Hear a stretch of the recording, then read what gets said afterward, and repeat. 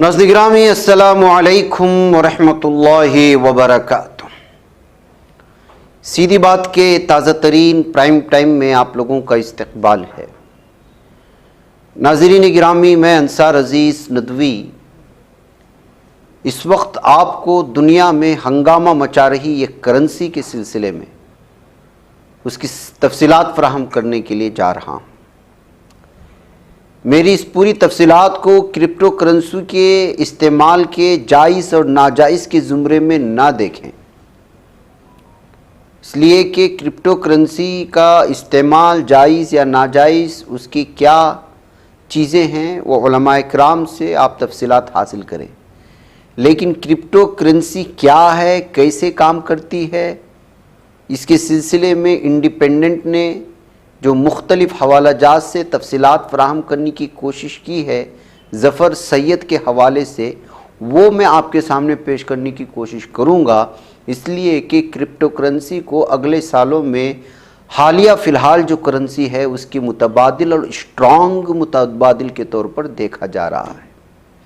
جیسے کہ ظفر سید نے انڈیپینڈنٹ میں لکھا ہے کہ 22 مئی 2010 کو امریکی ریاست فلوریڈا میں ایک شخص نے $40 کے 2 پیزا 10,000 بٹ کوائن ادا کر کے خریدے، یعنی 250 بٹ کوائن فی ڈالر۔ روپیوں میں سمجھ لیں کہ تقریباً ایک بٹ کوائن $1 کا تھا۔ آج بٹ کوائن کی قیمت دیکھیں تو سر چکرا جاتا ہے۔ آج ایک بٹ کوائن 2,96,00,000 روپے تک پہنچ چکا ہے۔ کہاں سے شروع ہوا تھا سفر اور کہاں پہنچا؟ مطلب یہ ہے کہ 2010 میں آپ نے $1 کا ایک بٹ کوائن اگر خریدا ہوتا تو آج تقریباً 3 کروڑ کے مالک ہوتے، یعنی بٹ کوائن کی قیمت میں 3 کروڑ گنا کا اضافہ ہو چکا ہے۔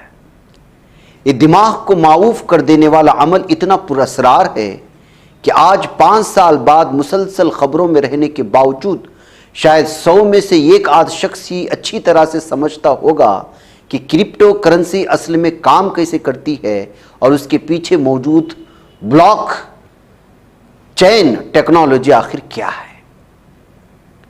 ماہرین سمجھتے ہیں کہ آگے چل کر کرپٹو اور بھی زیادہ اہمیت اختیار کر جائے گی، اس لیے ہر شخص کے لیے اسے سمجھنا بے حد ضروری ہے۔ آخر میں ہم آپ کو بتائیں گے کہ کرپٹو کرنسی کی صورتحال مختلف شہروں میں، ایشین ممالک میں کیا ہے اور حکومت اسے کیسے اختیار کرنے جا رہی ہے۔ کرپٹو کرنسی اصل میں ہے کیا؟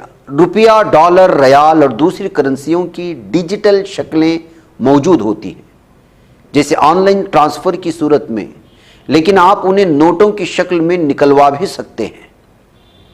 جیسے آپ گوگل پے کر رہے ہیں، آپ کے بینک میں آ گیا پیسہ، اور آپ جو ہے جا کر کے ATM سے پیسہ نکال سکتے ہیں۔ ایک اس کی شکلیں ہیں جو موجودہ شکلیں آج کل چل رہی ہیں اور پوری دنیا میں اسی کا چلن ہے۔ اس کے مقابلے پر کرپٹو کرنسی مکمل طور پر ڈیجیٹل کرنسی ہے، یعنی ایسی رقم جو صرف انٹرنیٹ پر موجود ہوتی ہے اور اس کے کوئی پرنٹ شدہ نوٹ یا سکے نہیں ہوتے۔ سکے دیکھیں گے آپ، لیکن صرف کمپیوٹر کے یا موبائل کی اسکرین پر دیکھ سکتے ہیں۔ دوسرا فرق یہ ہے کہ روپیہ، ڈالر اور ریال کو مختلف ملک کنٹرول کرتے ہیں اور اپنی ضمانت سے اسے جاری کرتے ہیں، لیکن کرپٹو کو کوئی بینک یا کوئی حکومت کنٹرول نہیں کرتی، نہ اس کی کوئی سرکاری ضمانت ہوتی ہے۔ یعنی اگر آپ نے کرپٹو کرنسی خریدی، کل کو وہ ختم ہو گیا، کریش ہو گیا، یا یوں کہا جا سکتا ہے کہ اس کے مارکیٹ میں گراوٹ آئی، آپ کسی کو دوش نہیں قرار دے سکتے، کسی کا کالر نہیں پکڑ سکتے۔ تو پھر کرپٹو چلتی کیسی ہے جب اس کا کوئی مالک نہیں، جس کو چلانے والا کوئی نہیں، بس کمپیوٹر کے اندرونی سطح کا ایک سسٹم اس کو چلا رہا ہے؟ تو پھر کیسے چل رہا ہے؟ اس کی مانگ اس قدر کیوں بڑھ گئی؟ تو کرپٹو کرنسی ایک خاص قسم کی ٹیکنالوجی پر کام کرتی ہے جسے بلاک چین کہتے ہیں۔ جیسے بینکوں کے کھاتے کا رجسٹر ہوتا ہے، ایسی بلاک چین ایک قسم کا انکرپٹڈ یا خفیہ ڈیجیٹل ریکارڈ ہے جو صرف آن لائن ہوتا ہے اور اسی میں ہر لین دین یا ٹرانزیکشن کا ریکارڈ محفوظ ہوتا ہے۔ یہ ریکارڈ دنیا بھر کے کمپیوٹروں پر موجود ہوتا ہے اور ہر کوئی اسے دیکھ سکتا ہے، لیکن اس میں رد و بدل یا چھیڑ چھاڑ نہیں کر سکتا۔ مختلف کرپٹو کرنسیاں مختلف بلاک چینز پر بنی ہوئی ہیں. بٹ کوائن بلاک چین پر بنی ہے، جبکہ ایتھریم بلاک چین پر. کچھ نئی کرنسیاں پرانی کرپٹو کرنسیوں کی بلاک چینز پر بھی بنائی جا رہی ہیں. لیکن بنیادی اصول یہی ہے کہ ہر کرپٹو کرنسی کا ڈیٹا کسی نہ کسی بلاک چین پر محفوظ ہوتا ہے. بلاک چین چونکہ بے حد محفوظ ٹیکنالوجی ہے، اس لیے اسے صرف کرنسی ریکارڈ کرنے کے لیے ہی نہیں بلکہ جائیداد کے کاغذات یا کھانے پینے کی اشیاء کا ریکارڈ رکھنے کے لیے بھی استعمال کیا جاتا ہے. ایک سافٹ ویئر کا نام سمجھیے اس کو، جس پر کرپٹو کرنسی کو بنایا جاتا ہے، یا جہاں پر اس کو آپ یوں سمجھ سکتے ہیں کہ ایک لاکر ہے جہاں پر آپ کی کرنسی جمع ہے. تو پھر یہ آتی کہاں سے ہے؟ ٹھیک ہے، جمع کرنے کی یہ جگہ ہے اور یہاں پر اس کو رکھا جا رہا ہے، اور جہاں ہم نے رقم ثبت کی تو میں نے اپنا اکاؤنٹ بنایا، اور کوئی دبئی میں بیٹھا ہوا شخص جاننا چاہتا ہے کہ انصار عزیز کے اس بلاک چین میں کتنے کرپٹو کرنسیاں ہیں یا اس نے کتنے اس کو ایجاد کیا ہے، تو جو ہے وہ وہاں بیٹھ کر کے دیکھ سکتا ہے. لیکن یہ کمپیوٹروں کے ذریعے مائننگ کہلانے والے عمل سے بنتی ہے. مائننگ کس کو کہتے ہیں؟ پہلے اس کو سمجھنا ہے. مائننگ یہ ہے کہ جو ہے آپ کانکنی جس کو کہا جاتا ہے، سونے کو کان سے نکالا جاتا ہے، اس کو پاک کیا جاتا ہے، اس کو ایک خصوصی زمرے سے مختلف شعبہ جات سے مرحلوں سے گزارتے ہیں، تب جا کر کے سونا چھن کر سامنے آتا ہے. پھر اسی سونے کو مختلف زیورات میں ڈھال کر کے الگ الگ اعتبار سے مارکیٹ میں لایا جاتا ہے. وہاں کی حکومت اس کا ریٹ طے کرتی ہے یا انٹرنیشنل مارکیٹ میں اس کا ریٹ طے ہوتا ہے. تو پھر اس کرپٹو کرنسی کو کہاں سے نکالا جاتا ہے، کیسے بنایا جاتا ہے، اس کی قیمت کیسے طے کی جاتی ہے؟ یہ کمپیوٹروں کے ذریعے مائننگ کہلانے والے عمل سے بنتی ہے. مائننگ ویسے تو کانکنی کو کہتے ہیں، جس کے تحت زمین سے قیمتی معدنیات نکالی جاتی ہیں، مگر یہاں مائننگ کا مطلب ہے کہ ریاضی کے بے حد مشکل سوالوں کو کمپیوٹر کی مدد سے حل کرنا. جب کمپیوٹر کوئی سوال حل کرتا ہے تو اس کے بعد اسے کرپٹو کرنسی جیسے بٹ کوائن انعام کے طور پر ملتی ہے. جو کمپیوٹر سب سے پہلے حل کرے اسے نیا بٹ کوائن انعام میں ملتا ہے. اسی عمل کے دوران بٹ کوائن کے تازہ ترین لین دین کو بلاک چین میں شامل کیا جاتا ہے. زیادہ طاقتور کمپیوٹر رکھنے والے افراد یا کمپنیاں اس میں زیادہ کامیاب ہوتی ہیں. اسی لیے اس کی جو مائننگ ہوتی ہے اس کمپیوٹروں کی جی بی یا اس کے اندر کام کرنے والے ہارڈ ڈسک یا بہت ساری چیزیں بہت ہی قیمتی بھی ہوتی ہیں اور بہت ہی ہائی لیول کی چیزیں ہوتی ہیں. نارمل کمپیوٹر میں آپ بٹ کوائن کی مائننگ نہیں کر سکتے. جیسے جیسے زیادہ کمپیوٹر مقابلہ کرتے ہیں، جیسے میں اگر بنانا چاہتا ہوں تو قیمتی کمپیوٹر اور اس کے اندر کے ڈیٹا کو مضبوط ترین ہو، چاہے جی بی کے شکل میں ہو یا ٹی بی کے شکل میں ہو، یا پھر اس کے اندر کام کرنے والے جو مثال کے طور پر گیمنگ کے لیے جو سسٹم یوز ہوتے ہیں جس میں کارڈ یوز ہوتا ہے، اس کارڈ کو جو بڑے پیمانے پر لاکھوں روپے کی تعداد سے اس کو خرید کر کے لے جائیں تو سوال مزید مشکل کر دیا جاتا ہے، اور ہر انعام میں ملنے والی بٹ کوائن کی تعداد وقت کے ساتھ کم ہوتی جاتی ہے. یعنی اگر بیک وقت 1000 لوگ مختلف علاقوں میں بیٹھ کر کے بٹ کوائن کی مائننگ کر رہے ہیں اور ان 1000 کمپیوٹروں میں مقابلہ ہو جاتا ہے، تو جو پہلا کر رہا ہے اور سوال کا جواب دے رہا ہے اس کے لیے ایڈ ہو گیا، اور جس قدر کمپیوٹر بڑھتے چلے جائیں گے بٹ کوائن کی قیمت گھٹتی چلی جائے گی. اس مائننگ کے عمل میں طاقتور کمپیوٹر دن رات چلتے ہیں جو بہت زیادہ بجلی استعمال کرتے ہیں. اس لیے کرپٹو کرنسی پر اعتراض کیا جاتا ہے کہ یہ ماحول دوست نہیں ہے. ظاہر سی بات ہے، جب ایک مرتبہ آپ بیٹھ جائیں تو سمجھے کہ آپ کے کئی گھنٹے اس کے پیچھے چلے جا رہے ہیں. بلاک چین کا ریکارڈ کسی ایک کمپیوٹر یا ادارے کے پاس نہیں بلکہ ہزاروں کمپیوٹروں میں محفوظ ہوتا ہے جو آپس میں مسلسل اپنا ڈیٹا چیک کرتے رہتے ہیں. اسی وجہ سے کوئی جعلی یا غلط لین دین آسانی سے ریکارڈ نہیں ہو سکتا. بلاک چین کا اوپن سورس اور ڈی سینٹرلائزڈ ہونے کا مطلب یہ ہے کہ اسے کوئی حکومت یا ادارہ مکمل کنٹرول نہیں کر سکتا. یہی وجہ ہے کہ کرپٹو کرنسی کو غیر قانونی لین دین کے لیے بھی استعمال کیا جاتا ہے اور سب سے زیادہ استعمال کیا جا رہا ہے.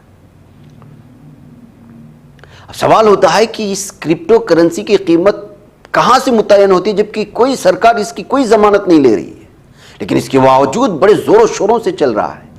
روایتی کرنسی کی قیمت حکومت، سینٹرل بینک یا سونے کے ذخائر سے جڑے ہوتی ہے اور ہر نوٹ پر لکھا ہوتا ہے کہ اسے حکومت کی ضمانت حاصل ہے. یعنی آپ کو جو ہوتا ہے کہ آج ڈالر کے مقابلے میں فلاں چیز کم ہو گئی، انڈین کرنسی کا ریکارڈ نیچے ہوا، یا ایسا جو بھی آپ پڑھتے ہیں، یہ سب جو ہے بینک میں آپ کا سونا کتنا رکھا ہوا ہے یا آپ کے ملک میں کتنا سونا ہے، اسی اعتبار سے آپ کے ملک کی قیمت پوری انٹرنیشنل مارکیٹ میں دیکھی جاتی ہے۔ ایک الگ دنیا ہے، کبھی اس پر بات ہوگی۔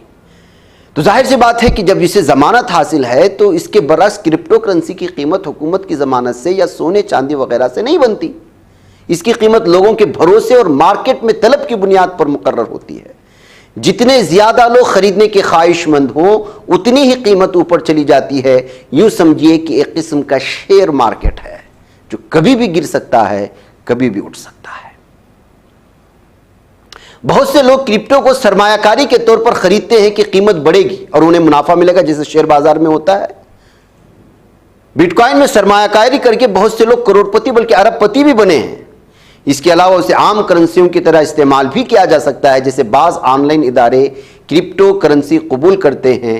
اس کے علاوہ آپ نے کسی کو رقم بھجوائی ہو تو کرپٹو کرنسی استعمال کی جا سکتی ہے۔